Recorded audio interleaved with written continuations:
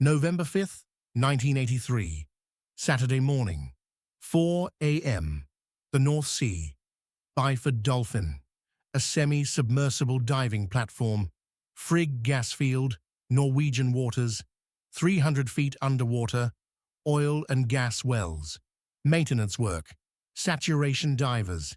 They'd been living under pressure for weeks, inside a living chamber. 9 atmospheres of pressure, equivalent to 300 feet depth. Now the shift was ending. Returning to the chamber via the diving bell. Transfer procedure beginning. Routine. They'd done it hundreds of times. The diving bell connecting to the living chamber. Clamp system. Secure connection. A dive tender controlling the process. William Crammond, experienced, in his 30s. Procedure: first, open the doors, then transfer, then close the doors, then release the clamp. But a mistake was made. The clamp was released, while the doors were still open. 9 atmospheres of pressure, dropped to 1 atmosphere. Instantly, 0.1 seconds, 5 people died. The fastest death, the most horrific industrial accident, the worst disaster in saturation diving history, bodies literally torn apart. Pressure differential. Physics. This is the Byford Dolphin Accident story. 0.1 seconds, 5 lives, and the deadly power of the deep sea. The North Sea, between Britain and Norway, 1960s to 1970s. Oil and natural gas discovered. Massive reserves on the ocean floor. But a problem. Too deep. 300 to 400 feet. Some places even deeper. Normal scuba diving can't work at these depths. Why? Pressure. For every 33 feet of depth, pressure increases by 1 atmosphere. Sea level, 1 atmosphere. 300 feet depth, 10 atmospheres. The human body feels the pressure. Blood, tissues, organs, all contain gas. Nitrogen. Decompression. When you dive deep, nitrogen dissolves in your body. Under pressure. If you surface too quickly, the nitrogen expands suddenly. Bubbles form. In the bloodstream. The bends. Decompression sickness. Extremely painful. Can cause paralysis. Can kill. Solution: ascend slowly. Decompression stops. Let the nitrogen exit the body gradually. Problem: if you're working at 300 feet, decompression takes days. Example: 1 hour of work at 300 feet equals 12 to 24 hours of decompression required. This is very inefficient. Offshore oil platforms need continuous work. Solution: saturation diving. Developed in the 1960s. Revolutionary. Concept: if your body becomes saturated with pressure, it won't absorb more nitrogen. After 12 to 24 hours, your body reaches maximum nitrogen. No matter how long you stay, same decompression time. Meaning, whether you stay 1 day or 30 days, doesn't matter. Decompression time is the same, about 1 week. How saturation diving works. 1. Living chamber. On the platform. Pressurized environment. Divers live here for weeks. They eat, sleep, rest, constantly under 9 to 10 atmospheres of pressure. 2. Diving bell. Small metal capsule. Holds 2 to 4 divers. Separates from living chamber. Descends underwater. Same pressure. 3. Work. Divers exit the bell. Work underwater. Oil wells, gas pipelines, maintenance, repairs. 4. Return. When work ends, back to the bell. Bell ascends. Connects to living chamber. Transfer. 5. Rotation. 12 hours work. 12 hours rest. For 2 to 4 weeks. Non-stop. 6. Decompression. When the shift ends, the living chamber is slowly decompressed. Takes 1 week. 3 to 6 feet of pressure drop per day. Safe. Advantage: divers can work underwater for weeks. Continuous productivity. Decompression only at the end. Once Perfect for offshore oil industry. Disadvantage, extremely dangerous. Living under pressure, zero margin for error. One mistake equals death. Instantly. In 1983, on Byford Dolphin, that mistake happened. Byford Dolphin, semi-submersible diving support vessel, built 1974. Aker Engineering, Norway. Mission, saturation diving operations, offshore oil and gas industry, Frigg gas field, North Sea, between Norway and Britain. Discovered in 1971. Massive natural gas reserve. Depth, approximately 330 feet. 1970s to 2000s. Major production. Billions of dollars in value. Byford Dolphin's role.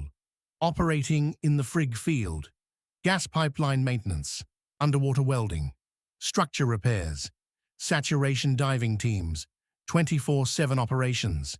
Comex Company, French diving company, founded in 1961, world leader in saturation diving. Comex crew working on Byford Dolphin. November 1983, routine maintenance work, gas pipeline inspection. Crew, experienced saturation divers, years of experience. 4 divers in the living chamber, working from the diving bell, everything normal. They'd done it hundreds of times. November 5th, 1983, Saturday, morning shift ending. Divers returning. Transfer procedure beginning. Nobody knew. At 4 o'clock, everything would change. The 4 divers in the living chamber. 1. Edwin Arthur Coward, 35 years old, British, experienced diver. 2. Roy P. Lucas, 38 years old, British, 10+ years of saturation diving. 3. Bjørn Bergersen, 29 years old, Norwegian, talented young diver. 4. Truls Hellevik, 34 years old, Norwegian, very experienced, saturation diving expert, dive tender, controlling. Crammond, 32 years old, British, dive tender, inside the living chamber, managing the divers, controlling procedures. November 5th, 3 to 4. Divers working underwater. From inside the diving bell, work finishing, end of shift, time to return. Diving bell being raised, not to the surface, to the living chamber. Living chamber, on the platform, on deck. Large metal tube, pressurized environment, 9 atmospheres. Transfer procedure, critical, must be done very carefully. Steps: 1. Diving bell comes alongside the chamber, aligns. 2. Clamp system secures the bell to the chamber, holds tightly. 3. Pressures equalize. Bell, 9 bar, chamber, 9 bar, same. 4. Trunk door opens, chamber side. 5. Bell door opens, diving bell side. 6. Divers transfer from bell to chamber. 7. Bell door closes. 8. Trunk door closes. 9. Only then the clamp can be released. Bell can separate. Critical rule: the clamp must never be released while doors are open. Why? Because the clamp holds the pressure seal. If the clamp is released and doors are open, equals explosive decompression. 9 bar pressure instantly drops to 1 bar. External atmospheric pressure. Differential, 8 bar, instantly. Result: death, instantly. 4 a.m. November 5th, 1983. Divers ready for transfer. Diving bell connected to chamber. Clamp engaged. Pressures equal, 9 bar. Trunk door open. Bell door open. Transfer began. Crammond, dive tender, controlling. At that moment, he made a mistake. He released the clamp while the doors were still open. The clamp was released. The diving bell separated from the living chamber, but the trunk door was open. The bell door was open. 9 bar pressurized air met 1 bar atmospheric pressure. Instantly. Pressure differential, 8 bar. In 0.1 seconds, everything happened. Physics: at 9 bar pressure, gas is compressed. When it drops to 1 bar, the gas expands suddenly, violently. The human body contains gas in the lungs, in the bloodstream, dissolved nitrogen, in the tissues. When going from 9 bar to 1 bar, these gases expand suddenly. Nitrogen bubbles, nitrogen in the blood and tissues instantly turns to gas, forms bubbles. In normal decompression sickness, it happens slowly, painful but treatable. In explosive decompression, instantly. 0.1 seconds, nitrogen explosion, in the bloodstream, everywhere. Blood boiling. When pressure drops, gas in the blood instantly boils, literally. Veins, arteries, the blood inside boiling. Organ rupture, lungs suddenly expand, trying to explode. Heart, liver, brain, gas inside expanding. Tissue tearing. Body explosion. The pressure differential in the body is so great, the body literally explodes from the inside. Organs expelled. Bones breaking. Blood vessels exploding. Temperature, adiabatic expansion. When gas expands, temperature drops normally, but inside the body, friction and pressure are so high, temperature spikes, blood superheats. Instantly. 0.1 seconds. The human brain cannot perceive 0.1 seconds, cannot react, cannot think. Pain receptors cannot activate. Death came before consciousness. They felt no pain, weren't even aware. 1 second they existed. The next second, they didn't. 1. Truls Hellevik. Inside the living chamber. Truls was inside the chamber, next to the trunk door. When explosive decompression occurred, he was at the closest point. As 9 bar pressure dropped to 1 bar through the trunk door, massive airflow formed. Truls's body was caught in this airflow. Trunk opening, 24 inches in diameter. The pressure differential was so high, Truls's body was literally forced through the trunk. His body was pushed through a 24-inch opening. Result: Truls Hellevik's body was completely destroyed. Torso torn apart. Organs expelled. Spine fragmented. Coroner's report: body parts scattered. Complete dismemberment. The most horrific death, but instant. 0.1 seconds. He never knew. Truls Hellevik was 34 years old. He left behind a wife and children. 2. Edwin Arthur Coward, inside the diving bell. Edwin was inside the diving bell, waiting for transfer. When explosive decompression occurred, the bell was also affected. 9 bar to 1 bar, instant drop. Edwin's body experienced internal pressure explosion. Blood vessels ruptured. Organs failed. Instant death. His body remained intact, not torn apart like Truls, but internal damage was total. Edwin Arthur Coward was 35 years old, experienced diver. His family was in England. 3. Roy P. Lucas, inside the diving bell. Roy was also in the bell, with Edwin. Same fate. Explosive decompression, instant death, internal injuries, blood boiling, organ rupture. 0.1 seconds. No pain. Roy P. Lucas was 38 years old, 10+ years of saturation diving experience. Wife, kids. 4.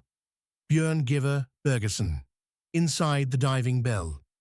Bjørn was the youngest diver, 29 years old, inside the diving bell, with Edwin and Roy.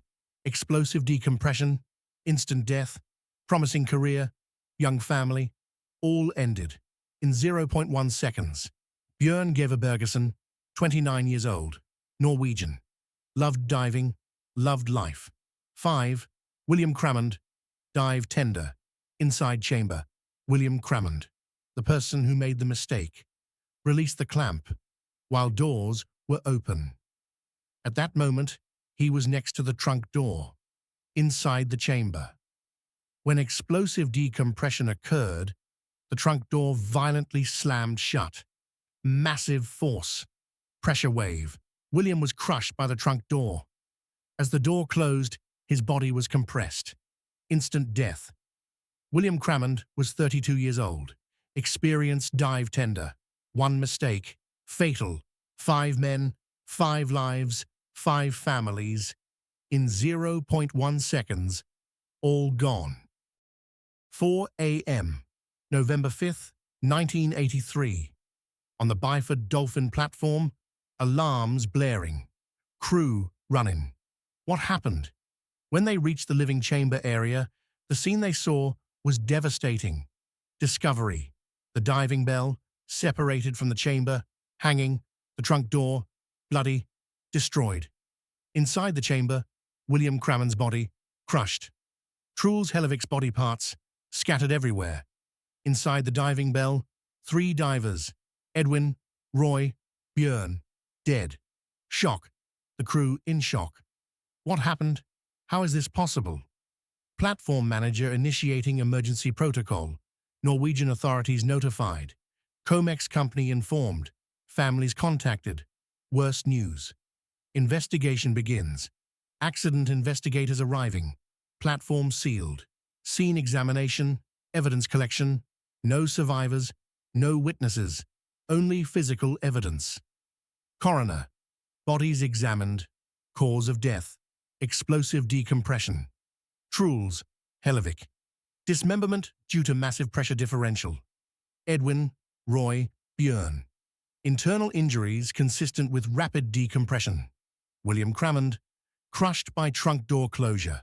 All instant death, within 0.1 seconds. Media. Headlines. 5 die in North Sea diving accident. Saturation diving industry shocked. Offshore oil sector alarmed. Families devastated. Communities mourning. Questions. How did it happen? Who's responsible? Where were the safety protocols? Investigation continues. Norwegian Petroleum Directorate investigation. Took months. Every detail examined. Findings. 1. Human error. William Crammond released the clamp prematurely. Procedure. Clamp must not be released until doors are closed. Crammond didn't remember or forgot. Or was confused. 1 second of carelessness. Fatal result. 2. Safety system failure. Byford Dolphin had no interlock system. Interlock, automated safety. If doors are open, clamp cannot be released. Mechanically impossible. In 1983, many platforms had no interlock, manual control, dependent on human judgment. Human error possible. 3. Training inadequate. Dive tender training was not sufficient. Procedure was complex. Error margin 0.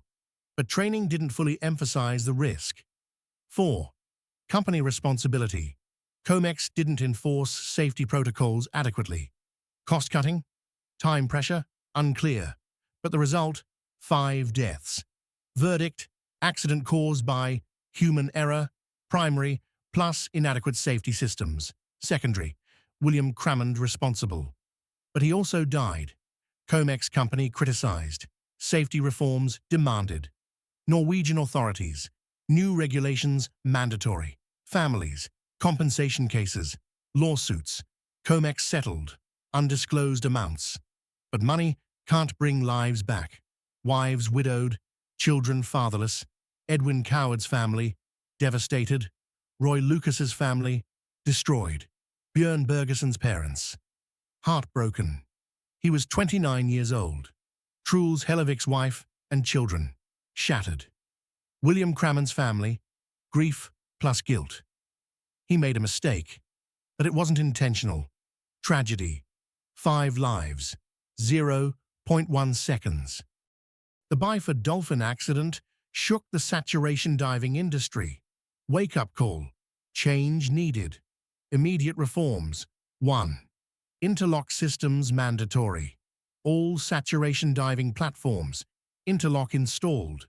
Mechanical/electronic safety. If trunk door is open, clamp cannot be released. Physically impossible. Human error eliminated. System prevents it. 2. Enhanced training. Dive tender training. More comprehensive. Stricter. Dangers of pressure. Decompression physics. Emergency procedures. Simulations. Drills. Repeated practice. Zero tolerance for error. 3. Stricter protocols. Saturation diving procedures. Standardized. Step-by-step checklists. Double checks. Triple checks. Communication requirements. Verification. 4. Inspections increased. Regulatory bodies. More frequent inspections. Equipment checks. Safety audits. Compliance enforcement. 5. Industry-wide awareness. Offshore diving companies. Lessons learned. Byford Dolphin Accident as case study. Training material. Never forget, never repeat. Results. 1980s to 1990s. Saturation diving deaths decreased significantly. Technology improved. Safety culture improved. Interlock systems. Lives saved. Countless potential accidents prevented. Modern saturation diving, 2020s, much safer, compared to the 1980s, but still extremely dangerous. Pressure, deep sea, human limits. Accidents still happen, but much rarer. Byford Dolphin became a turning point. 5 men died, but hundreds of lives saved afterward. Tragedy, but legacy, safety. 1983 to 2026. 43 years have passed. Byford Dolphin Platform, still operational, used for different missions. Sold in 2002. Different company, operated until 2019. Then decommissioned. 2025. Scrapped. But the memories remain. Memorial. In Norway, there's a diving industry memorial. Edwin Coward, Roy Lucas, Bjørn Bergersen, Truls Hellevik, William Crammond. Their names engraved, not forgotten. Every year, families and industry professionals visit.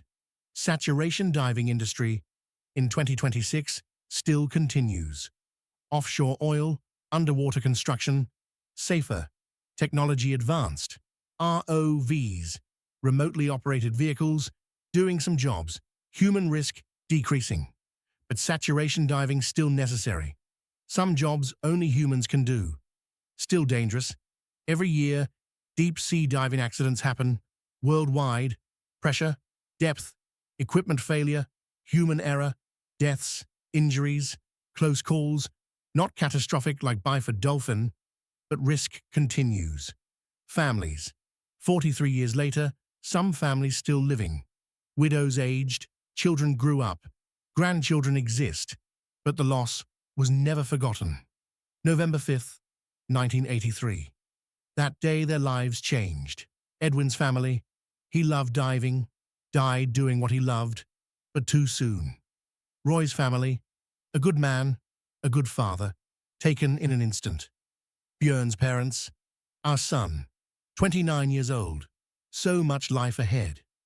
Truls' family, husband, father, gone in a second. William's family, he made a mistake, but paid with his life. We forgive. 43 years later, they are not forgotten. 0.1 seconds, a blink, a breath. 5 lives ended. Physics, pressure differential, 9 bar to 1 bar, 8 bar difference. The human body cannot withstand this force. Blood boils, organs rupture, body tears apart, instant, painless, but final. Deep sea, 300 feet underwater, 9 atmospheres, darkness, cold, pressure. Humans cannot survive there. Normally, saturation diving, technology allows us, but margin of error is 0. 1 mistake, 1 second. Death. Byford Dolphin Accident, 1983, November 5th. North Sea. The deadliest saturation diving accident ever. The fastest death. 0.1 seconds. 5 men. Edwin Arthur Coward, 35. Roy P. Lucas, 38. Bjørn Bergersen, 29. Truls Hellevik, 34, William Crammond, 32, experienced divers, professionals, husbands, fathers, sons, one mistake, all gone. Legacy, safety reforms, interlock systems, training improvements, hundreds of lives saved since the 1980s. The Byford Dolphin Accident is not forgotten. Must not be forgotten. Lesson: the deep sea doesn't forgive. Pressure shows no mercy. Technology allows us, but we cannot conquer nature. Respect, caution, safety, 1 second of carelessness equals death. 43 years later, Byford Dolphin was scrapped. 2025. But the story lives on. Families remember. The industry remembers. November 5th, 1983. Not forgotten, 0.1 seconds. 5 lives. Remembered forever. In the deep sea, pressure always wins. The North Sea is still there. Waves, wind, dark waters. At 300 feet depth, pressure is still 9 bar. Unchanged. Saturation divers still working. In 2026, oil, gas, underwater construction, living chambers, diving bells, weeks underwater. But now, interlock systems exist. Safety protocols, training. They learned from Byford Dolphin. 5 men died, but those who came after lived. Tragedy, but lesson. Edwin, Roy, Bjørn, Truls, William, you are not forgotten. Even 43 years later, 0.1 seconds, but legacy forever.